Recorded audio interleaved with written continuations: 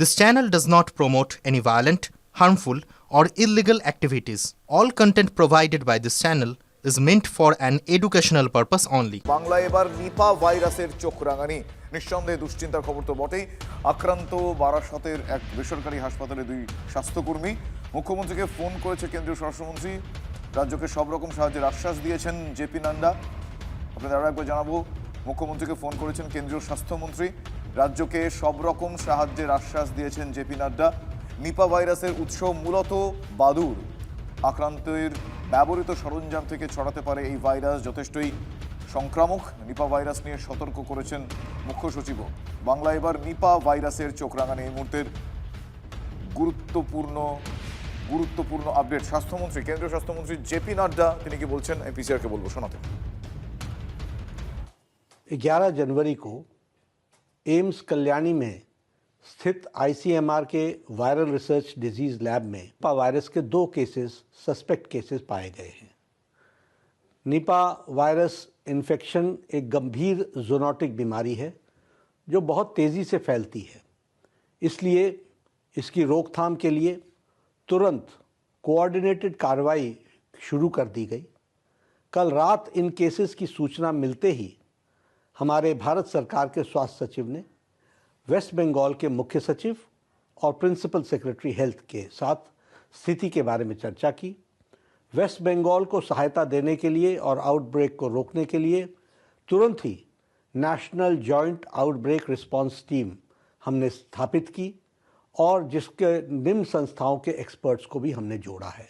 आज ही मैंने मुख्यमंत्री वेस्ट बंगाल के ममता बनर्जी की से बातचीत की है और उनको हमने कहा है कि आप निर्देशित करें अपने एक्सपर्ट टीम को कि वो एक्टिवली भारत सरकार के टीम के साथ मिलकर इसके रोकथाम में पूरी ताकत लगाएं।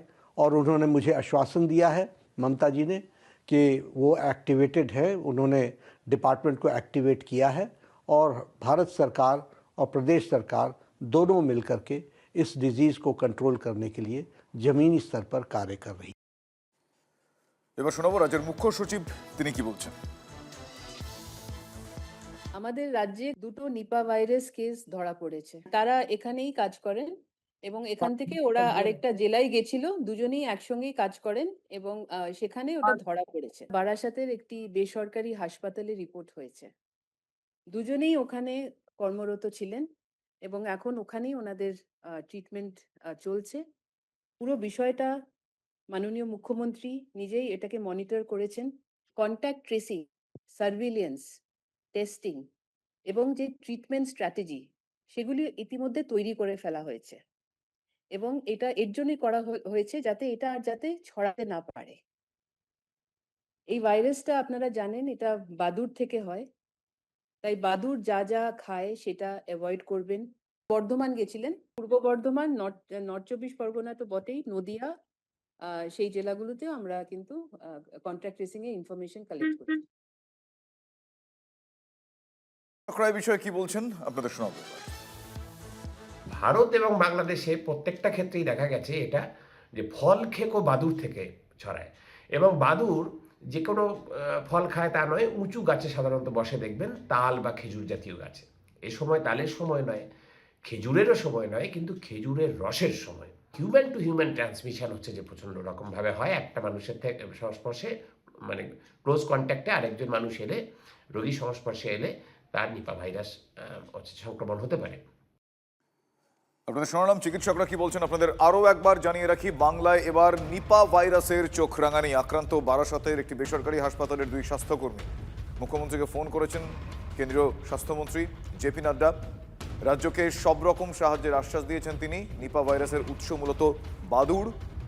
আক্রান্তের ব্যবহৃত সরঞ্জাম থেকে ছড়াতে পারে নিপা ভাইরাস। এই মুহূর্তে আমার সঙ্গে তন্ময় প্রামাণিক আমাদের এই মুহূর্তে রয়েছে। তন্ময়দা, আমি জানতে চাইবো তোমার কাছ থেকে যে এখনো পর্যন্ত যা পরিস্থিতি, কেন্দ্রের তরফ থেকে সব রকম সাহায্যের আশ্বাস তো দেওয়া হবে, কেন্দ্রীয় স্বাস্থ্যমন্ত্রী তিনি জানাচ্ছেন। রাজ্যের তরফ থেকে এখনো পর্যন্ত কোন কোন পদক্ষেপ নজরে আসছে?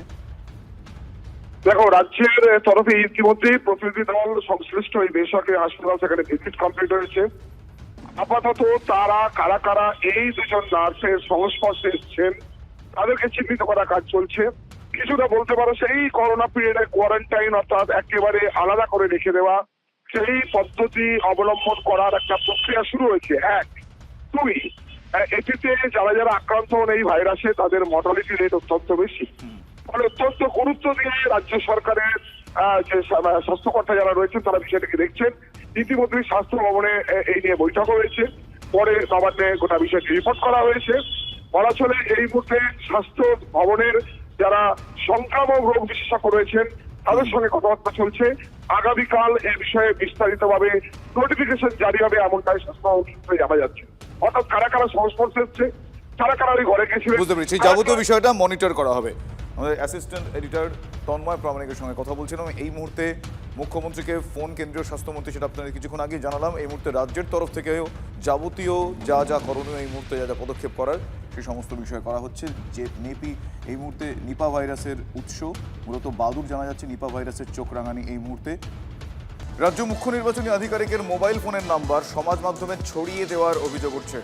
সম্প্রতি সিইও মনোজ আগরওয়ালের মোবাইল নম্বরে বেশ কিছু ফোন এবং মেসেজ আসতে শুরু করে, আর এ বিষয়ে আইনি পদক্ষেপ করতে চলেছেন মনোজ আগরওয়াল। সূত্রের খবর, ফেসবুকে ছড়িয়ে দেওয়া হয়েছে মনোজ আগরওয়ালের মোবাইল নাম্বার। কোন কোন ফেসবুক পেজ এবং কোন প্রোফাইল থেকে নম্বর ছড়ানো হয়েছে, গোটা বিষয়টা সিইও দপ্তরের নজরে এসেছে। ঘটনায় আইনি পদক্ষেপের পরিকল্পনা রয়েছে সিইও দপ্তরের। অন্যদিকে উত্তর 24 পরগনার শাসনে আইএসএফ এর সঙ্গে তৃণমূলের বচসা, আইএসএফ এর দলীয় পতাকা ছিঁড়ে ফেলে দেওয়াকে কেন্দ্র করে উত্তেজনার সূত্রপাত। তৃণমূলের দিকে অভিযোগের আঙুল তুলছে আইএসএফ কর্মীরা। আইএসএফ এর অবজারভার পিয়ারুল ইসলামের নেতৃত্বে শাসন থানায় ডেপুটেশন দিতে যায় আইএসএফ এর কর্মীরা। পাল্টা থানা ঘেরাও কর্মসূচি বারাসত 2 নম্বর ব্লক তৃণমূল নেতৃত্বে। অশান্তি এড়াতে থানাতেই আইএসএফ নেতৃত্বকে আটকে রাখে পুলিশ। পিয়ারুলের খোঁজ পাওয়া যাচ্ছে না, এমনটা আইএসএফ দাবি করেছে। টিএমসির কিছু দুষ্কৃতী বাহিনী তারা ফ্ল্যাগগুলো খুলে ফেলে দিয়েছে এবং পুড়িয়েছে। তারপরে যারা আমাদের যেসব ছেলেরা ফ্ল্যাগ মারছিল তাদের বাড়ি গিয়ে হুমকি দিয়েছে এবং তাদেরকে মারধর করেছে। কালকে থেকে আজকে আমরা সেই কারণের জন্য দাঁতপুর অঞ্চলের ছেলেদের নিয়ে আমরা ডেপুটেশন দিতে এসেছিলাম শাসন থানাতে। ডেপুটেশন দিতে এসেছি এমনত অবস্থায় শাসন থানাতে টিএমসির যারা দুষ্কৃতী বাহিনীরা তারা এখানে এসছে, আমাদের ডেপুটেশন যাতে আমরা না দিতে পারি সেই কারণের জন্য বড়বাবুর কাছে আমরা ডেপুটেশন দিয়েছি। আমরা বলতে চেয়েছি এইভাবে যদি আইএসএফ নামক দল সিপিএমের জামাটা ছেড়ে দিয়ে সিপিএমের দুষ্কৃতীরা আইএসএফ নাম নিয়ে এলাকায় এসে যদি মাস্তানি, রাহাজানি, মাতব্বারি আবার করার চেষ্টা করে, তারা যদি আবার আমাদের কর্মীদের উপরে অত্যাচার শুরু করার পরিকল্পনা করছে, সেটার বিরুদ্ধে আমরা বলেছি, কয়েকটি দুষ্কৃতীর নাম বলেছি, তাদেরকে অবিলম্বে গ্রেফতার করতে হবে। ভোটার লিস্ট থেকে বৈধ ভোটারের নাম বাদ গেলে বিজেপি কর্মীদের হাত পা কেটে বাদ দেওয়ার হুঁশিয়ারি শাসক নেতার। পূর্ব বর্ধমানের ভাতারে দলীয় অনুষ্ঠান থেকে নিদান রাজকৃষ্ণ বন্দ্যোপাধ্যায়ের। কাছে গোপন খবর আছে যে বড়বেলুন 1 নম্বর অঞ্চল থেকে বেশ কয়েকজন আমাদের কর্মীর নাম বাদ যেতে চলেছে। বিজেপি সহ অন্যান্য সিপিএম দলের কর্মীদের আমি মনে করে দিচ্ছি, বড়বেলুন 1 নম্বর অঞ্চলের ভোটার লিস্ট থেকে একটা যদি বৈধ নাম বাদ যায়, বড়বেলুন 1 নম্বর অঞ্চলের এক একটা বিজেপি কর্মীর শরীর থেকে এক একটা হাত অথবা পা কেটে বাদ দেওয়া হবে। যদি অমিত শাহ বা নরেন্দ্র মোদী এসে দেখাতে পারে, চ্যালেঞ্জ করে দিচ্ছি, আগে খেলা হয়েছে, কে টিকিট পাবেন না পাবেন জানি না, 26-এর বিধানসভা নির্বাচনে পুনরায় খেলা হবে।